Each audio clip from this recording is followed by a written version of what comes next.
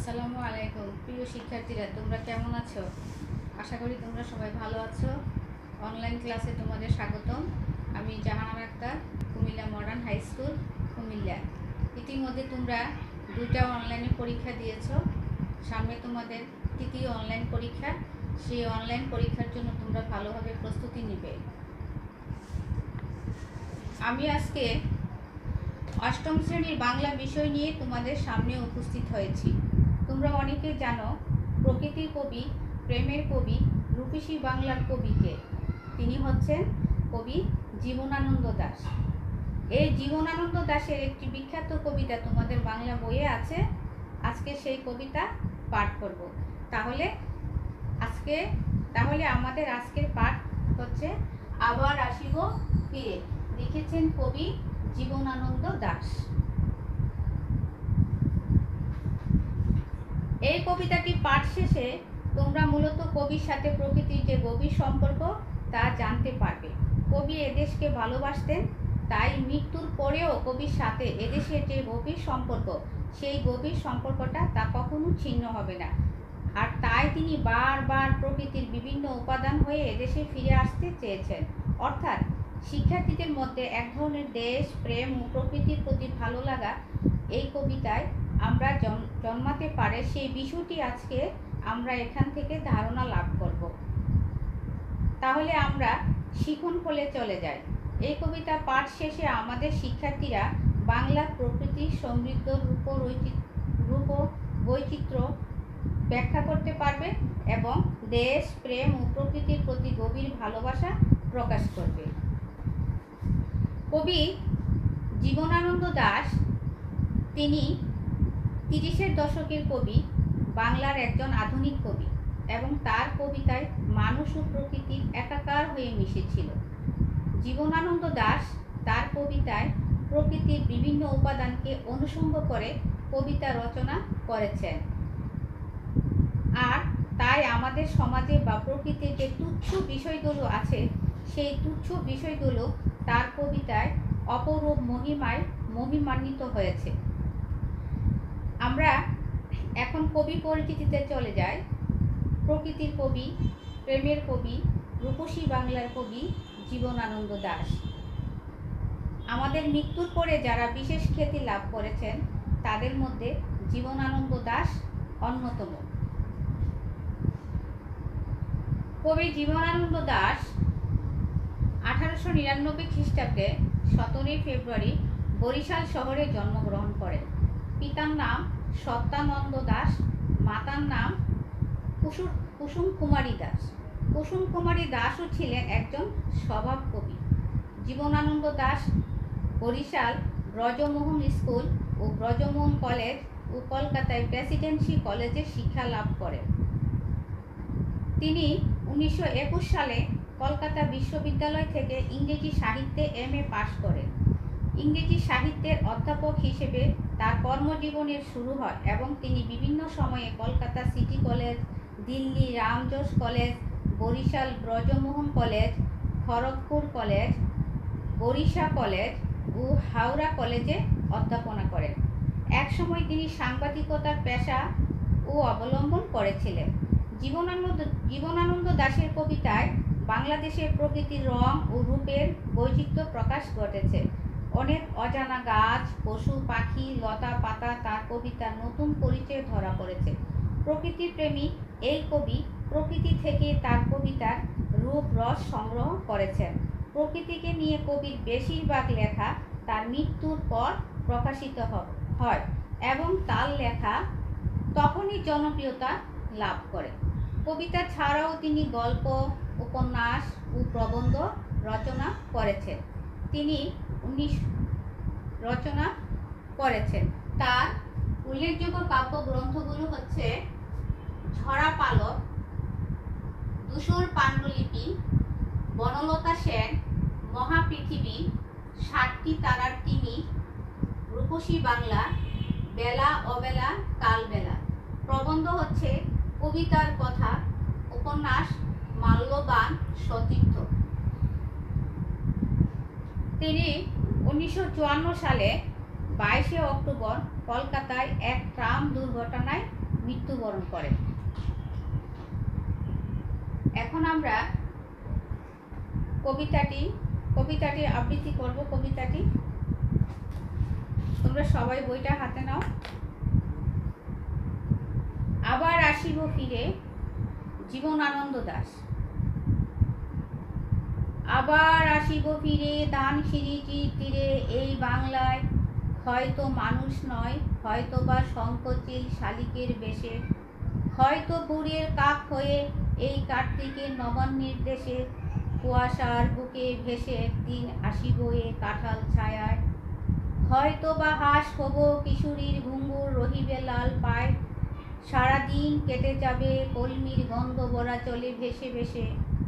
আবার আসিব আমি বাংলার নদী মাঠ ক্ষেত ভালোবেসে, জলাঙ্গির ঢেউ বেজা বাংলার এ সবুজ করুণ ডাঙ্গায়, হয়তো দেখিবে চেয়ে সুদর্শন উড়িতেছে সন্ধ্যার বাতাসে, হয়তো শুনিবে এক লক্ষ্মী পেঁচা ডাকিতেছে শিমুলের ডালে, হয়তো খইয়ের দান ছড়াতেছে শিশু এক উঠানের ঘাসে, রূপসার গোলা জলে হয়তো কিশোর এক সাদা ছেঁড়া পালে ডিঙ্গা পায়, রাঙা মেঘ সাতরায়ে অন্ধকারে আসিতেছে নীরে, দেখিবে ডবল বক আমারে পাবে তুমি ইহাদের বীরে।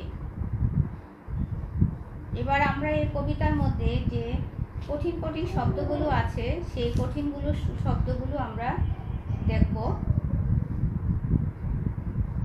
এখানে শঙ্খ চিল এক ধরনের সাদা চিল,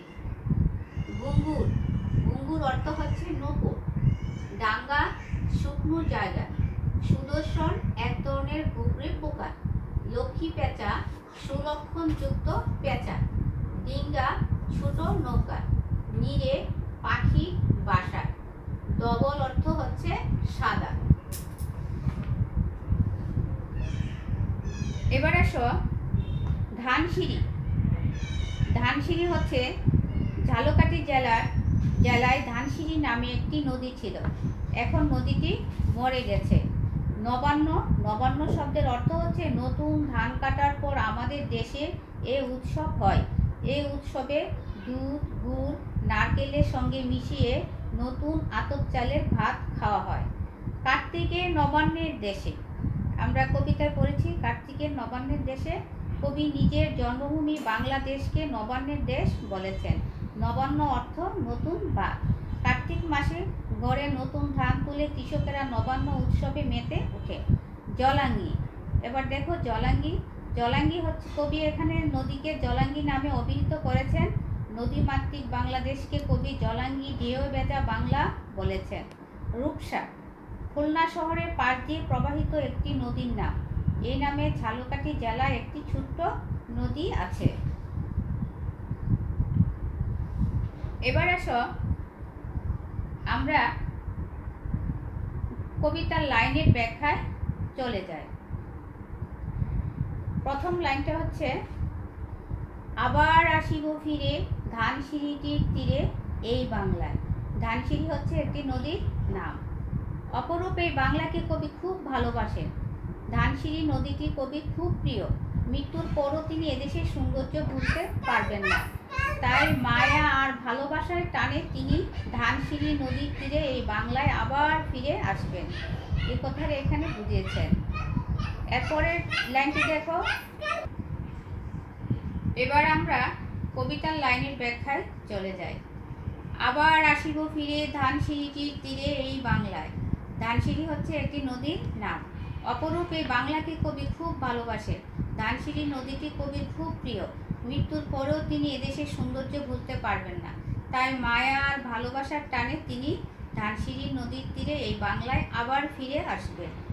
হয়তো মানুষ নয়, হয়তো বা শঙ্খচিল শালিকের বেশে। এখানে শঙ্খচিল হচ্ছে এক ধরনের সাদা চিল। পরের জন্মে হয়তো মানুষ হয়ে কবি ফিরে আসতে পারবেন না, তবে শঙ্খচিল বা শালিক হয়ে ফিরে আসবেন, কারণ শঙ্খচিল শালিক এই বাংলারই একটি পাখি। হয়তো বুড়ির কাক হয়ে এই কার্তিকের নবান্নের দেশে। শিক্ষার্থীরা তোমরা চিন্তা করে দেখো, কাক আমাদের কাছে অতি তুচ্ছ একটা পাখি, আমাদের অপছন্দের। কবির বর্ণনায় এ কাকও যেন অপরূপ হয়ে উঠেছে। সাধারণত ভোরবেলায় কাকটি প্রথমে ডেকে ওঠে এই বাংলায়। কার্তিক মাসের নবান্ন উৎসবে মেতে ওঠে কৃষকেরা। কবি ভোরের কাক হয়ে নবান্ন উৎসব মুখর দেশে ফিরে আসতে চান। কুয়াশার বুকে ভেসে একদিন আসিব এ কাঁঠাল ছায়া। আবার তিনি কুয়াশা হতে চেয়েছেন। কার্তিক মাসের শেষ থেকে এদেশে গ্রাম অঞ্চলে বেশ কুয়াশা পড়ে। কবি কুয়াশায় ভেসে ভেসে বাংলার কাঁঠাল গাছের ছায়ায় আশ্রয় নিতে চান। এর পরের চরণে আসো। হয়তো বা হাস হব, কিশোরীর ঘুঙুর রহিবে লাল পাড়। এখানে কিশোরীর কথা বলা হয়েছে। কিশোরীর অনেকগুলো হাঁস রয়েছে। হাঁস যেন হারিয়ে না যায়, কিশোরী হাঁসের পায়ে ঘুঙুর বেঁধে দিয়েছে। তাই কবি হাঁস হয়ে জলে ভেসে আসবেন। হাঁস হয়ে বাংলায় ফিরে এলে তার লাল পায়ে কোনো কিশোরীর দেওয়া ঘুঙুর থাকবে। সারাদিন কেটে যাবে কলমির গন্ধ ভরা জলে ভেসে ভেসে।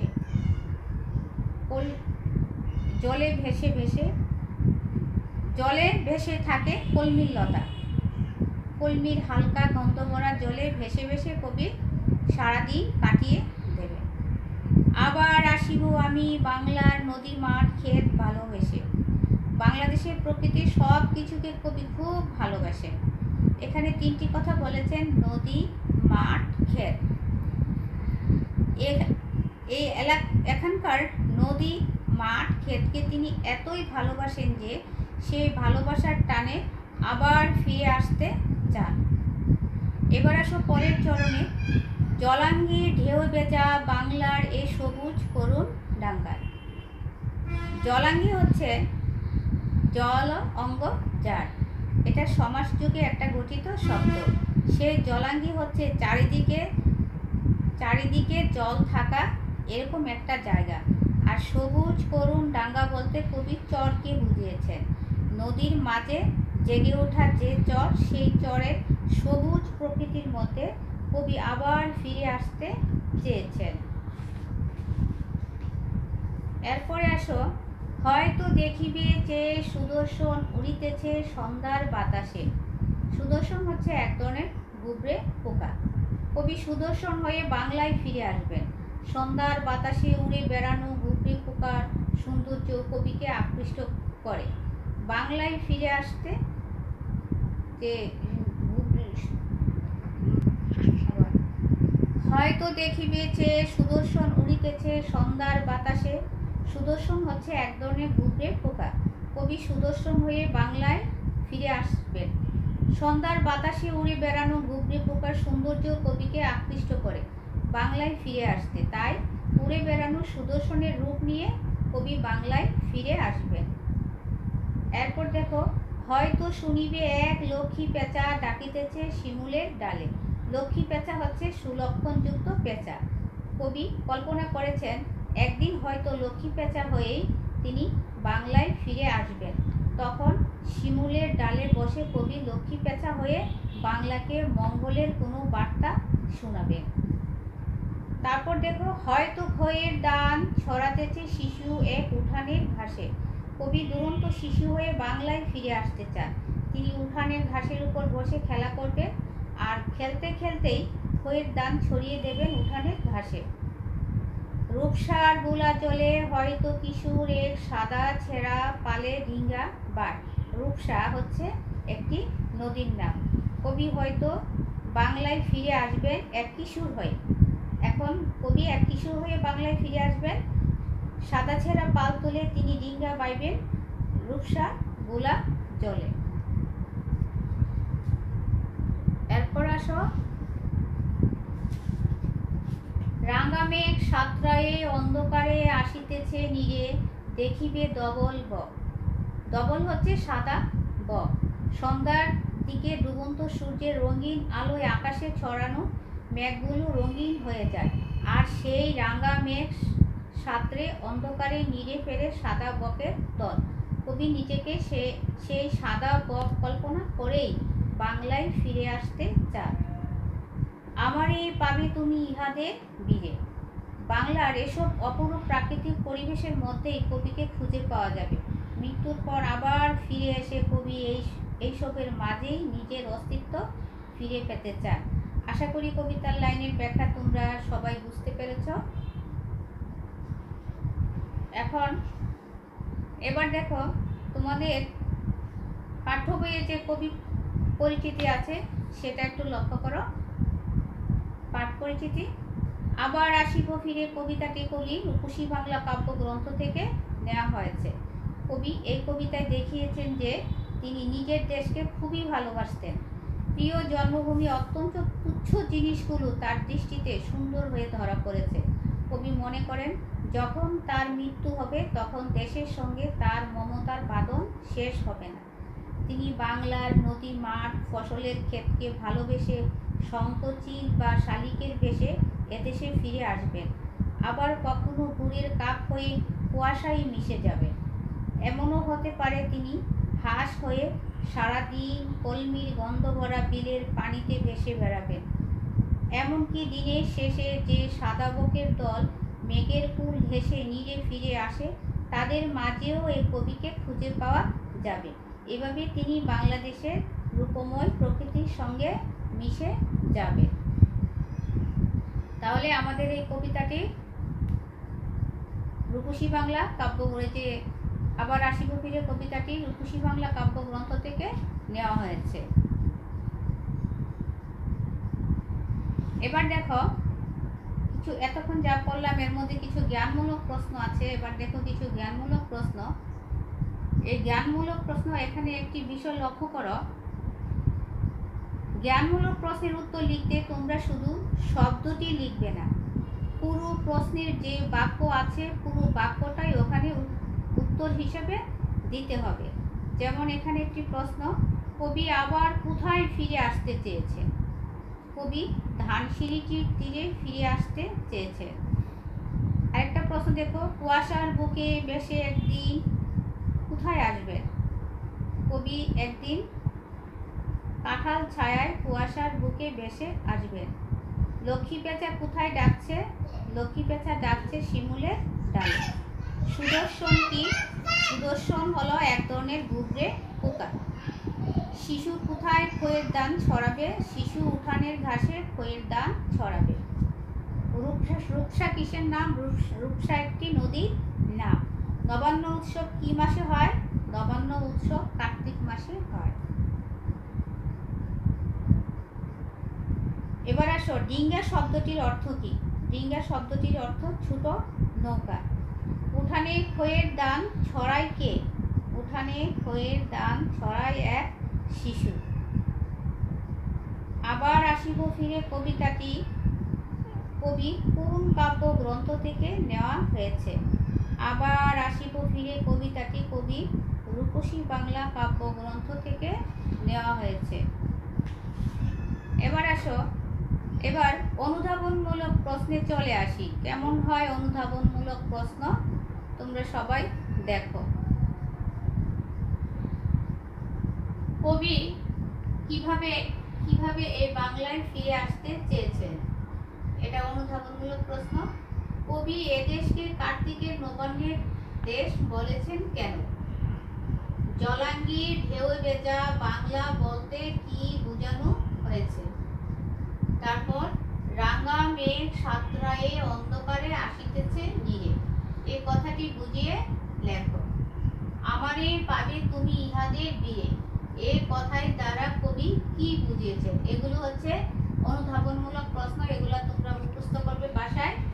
তারপরে আরো কিছু জ্ঞানমূলক প্রশ্ন এই কবি পরিচিতি থেকেও থাকে যে জীবনানন্দ দাশ কত খ্রিস্টাব্দে জন্মগ্রহণ করেন? 1899 খ্রিস্টাব্দে বরিশাল শহরে। তারপরে প্রশ্ন থাকতে পারে কবি কত খ্রিস্টাব্দে মৃত্যুবরণ করেন? 1954 খ্রিস্টাব্দে কলকাতায় মৃত্যুবরণ করেন। কাব্যগ্রন্থের মধ্যে আছে ছড়া পালক কাল লেখা, বনলতা সেন কবিতাটি কাব্যগ্রন্থটি কাল লেখা, তারপরে রূপসী বাংলা কাল লেখা, এই ধরনের ছোট ছোট প্রশ্ন থাকতে পারে। তারপর আছে এই কবিতাটি কোন কাব্যগ্রন্থ থেকে নেওয়া হয়েছে, এই ধরনের ছোট ছোট প্রশ্ন থাকবে। এরপর আমি তোমাদেরকে কিছু বাড়ির কাজ দিব। বাড়ির কাজ হচ্ছে পাঠ্য বইয়ের 1 নং সৃজনশীল প্রশ্ন তোমরা পড়বে এবং এগুলা খাতায়ও লিখবে। সামনে তোমাদের পরীক্ষা, ভালোভাবে পড়াশোনা করবে। তোমরা সবাই ভালো থাকো, সুস্থ থাকো। আবার তোমাদের সাথে দেখা হতে পারে নেক্সট ক্লাসে। এই বলে আমার আজকের পাঠ এখানেই শেষ করছি। আল্লাহ হাফিজ।